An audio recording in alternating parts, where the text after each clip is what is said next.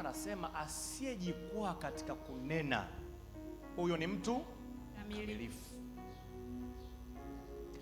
Watu wengi sana wanagharamia maneno ya vinywa vyao.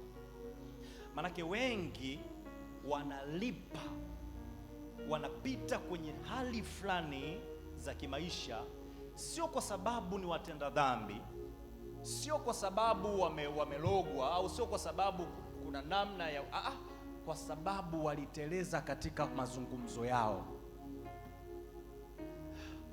Maandiko yanasema kinywa cha mtu kitajazwa matunda, tumbo la mtu litajazwa matunda ya kinywa chake. Maana yake maisha yako yatagubikwa, utapata matokeo ya kile ambacho unakizungumza, unapenda kukikiri, kwa sababu kuna uzima na mauti katika kinywa.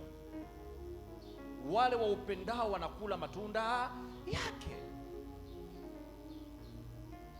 Kwa maana yake ukiwa ni mtu wa kuzungumza kama hivyo, hivyo umesema kwamba nimezaliwa siku moja, nitakufa siku moja, maana yake tayari umeshakiri kifo, maana yake tayari umekihalalisha kifo juu yako tayari.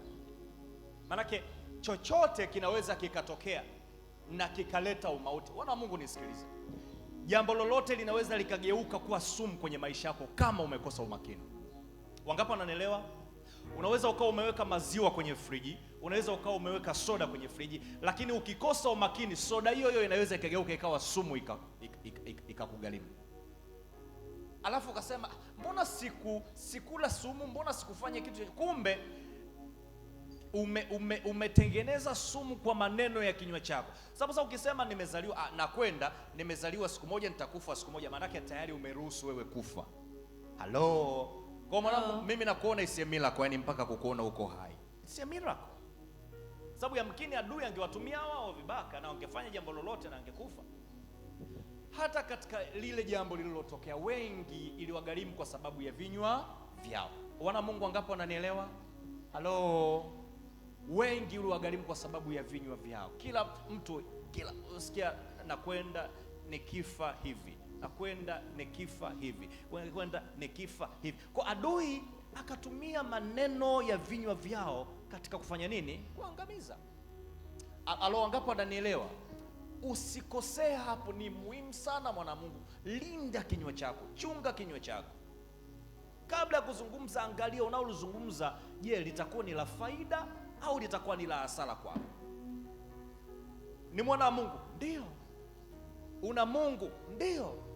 Lakini ni Mungu huyo sasa amekwambia chunga kinywa chako. Neno lolote lisilo maana lisitoke katika kinywa chako. Kwa nini? Kwa sababu maandiko yanasema utatoa hukumu ya neno hilo. Kwa maneno yako utahukumiwa, kwa maneno yako utahesabiwa haki. Halo. Neno lisilo maana ni lipi? Neno lisilo maana ni lipi? Ni neno lolote ambalo linakinzana na neno la Mungu, lolote ambalo lipo kinyume na neno la Mungu, maana hilo ni neno lisilo maana, maana halina faida. Maana unapozungumza tofauti na vile ambavyo Mungu anataka uzungumze, maana hilo neno sio maana.